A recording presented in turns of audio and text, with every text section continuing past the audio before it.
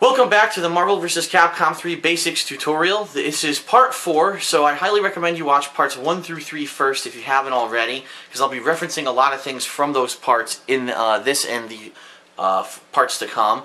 What I want to start with is talk a little bit more about the XFactor feature that I started to talk about in part 3. I think there was a lot of things that I left out that didn't seem to make sense. So for example, XFactor, let's review how do you enable it. Well, you press all 3 attack buttons plus the special button together, and when you do that, your character will start to glow red. The benefits are that, number 1, you're faster temporarily, as long as this meter is enabled. When it counts down, your XFactor runs out. Number 2, you deal more damage. Number 3, if you're blocking while XFactor is enabled, if your opponent does a special move or a super move that normally would do block damage or chip damage, you will not take any of that damage. And number 4, while the XFactor is enabled, you will actually begin to heal any red areas in your life bar. Now right now I don't have any, but let's say, for example, Deadpool was about to be dead, and he had a large red area there. If I enabled XFactor, that would slowly begin to regenerate. And it's really useful if you're about to die. You can activate it and start to run away and get your health back. Now, one thing I do want to mention there is that you will not regain health while you're blocking. So if you're blocking you know, you try to regain your health, it won't work. It'll just stay where it is. And it's actually a good strategy if your opponent's trying to regain their health by using XFactor. You should probably keep attacking him so that they don't have a chance to block and they won't regain their health. They also will not regain health if you're getting hit. Now, when can you use XFactor? You can use XFactor once per match at any time during the match, okay? But the longer that you wait to use XFactor, the more powerful it is. So for example, right now, if I were to use it with 3 characters with full health, Deadpool's going to get a damage boost, speed boost, but the boosts that he gets are not going to be as good as the boost he would get if there were only 2 characters remaining on my team, if one of them had already died. And then if there's only 1 character on the team left and they use XFactor, they become immensely powerful. I mean, their attacks can pretty much do you know, a ridiculous amount of damage, sometimes double damage. So it's really useful if you're like last-ditch effort, you're losing the match, the other guy has 3 characters left, you only have 1. Enable XFactor and try to get as many hits as you can while you can, because you're going to do monstrous damage, okay? That is one of the main things. If you've seen any videos right now of Sentinel on the internet, people playing with Sentinel, usually they leave him as the last character because he's already extremely powerful. And then if he's the last character and he is XFactor, it could be a really, really cool thing to just land one combo and end up killing the character with 100% damage. So, one other thing I do want to mention about XFactor is that you can cancel out of it and do another move. Basically, when you're in the middle of any move, so for example, I'm doing this move, I could cancel out of it with XFactor, and then I could do another move immediately after, as you just saw there. And that is a major benefit of XFactor, is that you can cancel out of anything that you want and do whatever you want again. So one of the popular tactics people have been using is they're doing a super, okay, and then they cancel out of that super and by enabling XFactor and then doing the same super again. So with Deadpool, he's one of the characters where this is really beneficial. So I'll show you. I'm going to do his gun super, which is just quarter circle forward and 2 attack buttons. So here we go. Shooting, shooting, shooting, shooting, shooting. XFactor, I can do the same super again, and it usually combos. Actually, I just found out that it's a little bit harder to do on Deadpool himself. So let's actually try this on Super Skrull once my XFactor runs out here. Okay, let's try it. XFactor super again. And there it is. As you see, the combo continues. I comboed 1 super into the same super. Now keep in mind, when you do this, you need to have enough super levels to do the 2 supers. So you would need 2 super levels to do what I just did. Okay? So that's pretty much how XFactor works. Really useful. I mean, if you're dominating someone, you want to end the round quickly, you might just want to use it. Or if Deadpool, let's say for example, is your first character and he's your best character, well, then maybe you want to use it on Deadpool so later on in the match, you know, when he's about to die, he can regenerate his health. There's a lot of different reasons to use XFactor, and I get the feeling as the game progresses and people get better at it, we're going to find all kinds of different uses for the move. So, alright, that's XFactor. Now what I want to do is start showing you some more advanced things, okay? So, first thing I want to do is tell you about advanced air combos and how they work. Now, we already talked about air combos. We said basically using the special button as a launcher, which launches your opponent into the air, and after that by doing the magic series, which is just light, medium, heavy, and then special, you can get an air combo, okay? Now there's advanced things you can do in air combos that aren't just those 4 hits of the Magic series. For example, you can launch and do 3 hits and then try to do a special move and combo it, like I did right there. Or you could try to do a super move. So in this case, I'm going to do, oops, sorry about that. I'm going to launch, I'm going to do 3 hits, and I'm going to do a super move.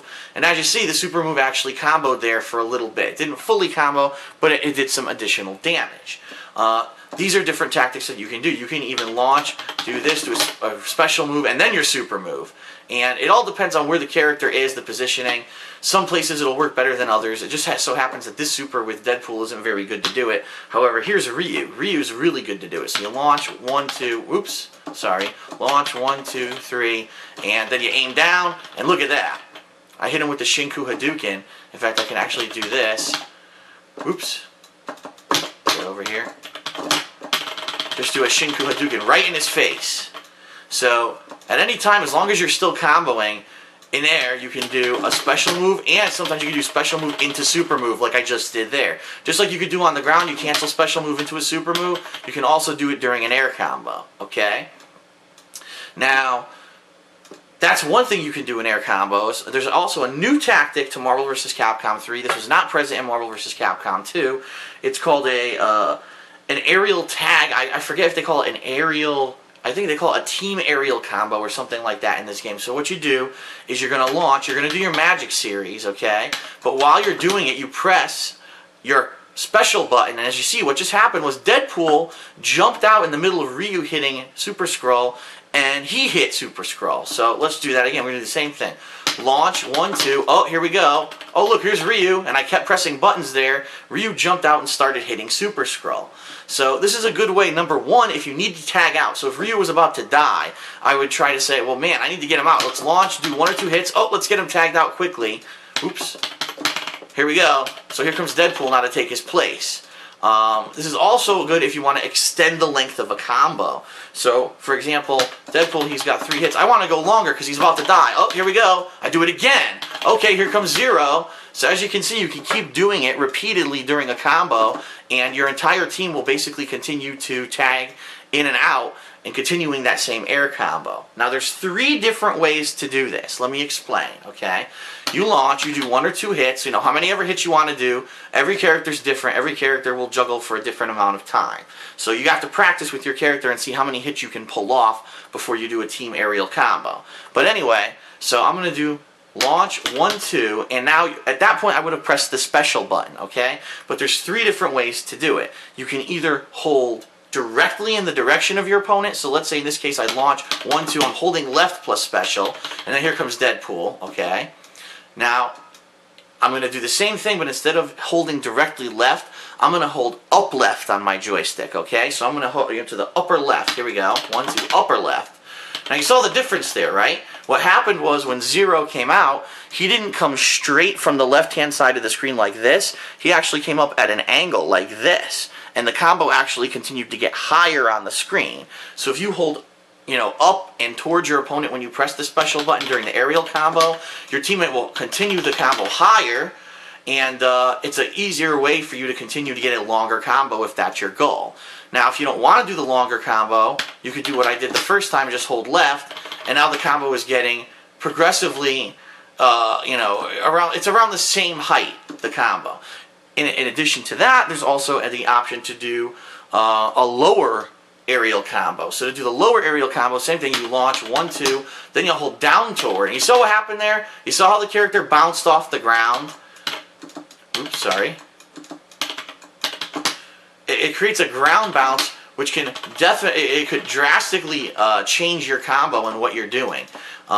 Certain characters, like I said, have different aerial moves. So certain characters, when they're in the air, for example, I'm just going to try to do a little bit of diagram here, but some characters, when they're in the air, they might have attacks that go more vertically. And if they go more vertically, maybe you want to try to do the higher aerial combo. Some characters have attacks that go more like this. So you might want to do the standard aerial tag out combo by just holding left. Some characters have attacks that are aimed downwards. In that case, you might want to do the lower special tag out aerial combo so that you can get more hits. It's all going to depend on who you pick and what your combination of characters are.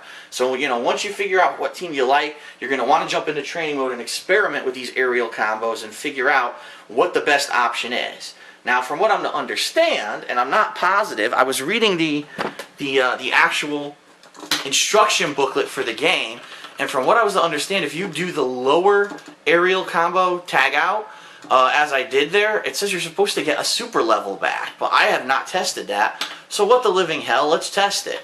Player settings, we're going to turn off hyper combo gauge recovery. So we're going to use a super, okay? So now I only have 4 levels.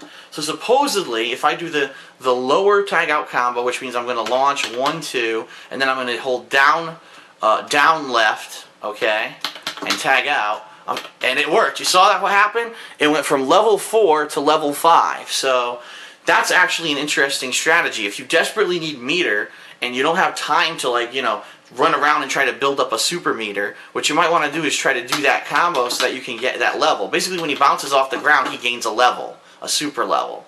That's an interesting thing, which I didn't even test it until now, so that's really cool to know.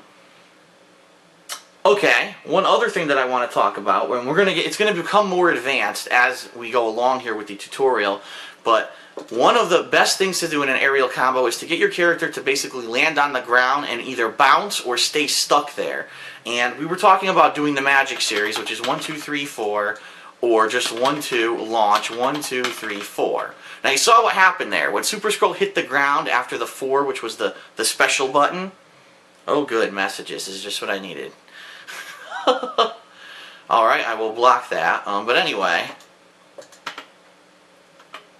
busy. Oops. Okay. Let's do that again just to show. 1, 2, launch, 1, 2, 3, 4. After the 4th hit, which was the special button, Super Scroll bounced. Now, certain characters have moves that can pick characters off of a bounce, okay? And to be honest, I'm not even sure if Ryu is one of those characters. 1, 2, 3, 4. And that's not one of the moves. Okay. So you need to experiment around and see what characters can actually benefit from a ground bounce such as that. For example, I know for a fact that Hagar, once he does a combo that grounds you like that, he has a off the ground super that can pick you up right off the ground. Deadpool might be one of those characters. Let me actually get Deadpool out here. 1, 2, 3, 4. And there it is. You see what happened? What I did was, as soon as I landed, I jumped up again, did my aerial super move, and that particular super picks the character up off the ground and juggles for additional hits. So I'll show you that again. 1 launch, 1, 2, 3, 4. As soon as I land, I jump and juggle him with the super. Okay? And that is a certain tactic that certain characters can use. Now, certain characters can go even further than that. 1, 2, 3, 4. And when they land, they can relaunch. Now, I know for a fact that Deadpool is not one of those characters. I believe one of those characters would be Wolverine. I'm going to very quickly see if I can change characters here and just show you an example of doing that with Wolverine before we adjourn and go to the next part. So let me just very, very quickly go to the danger room.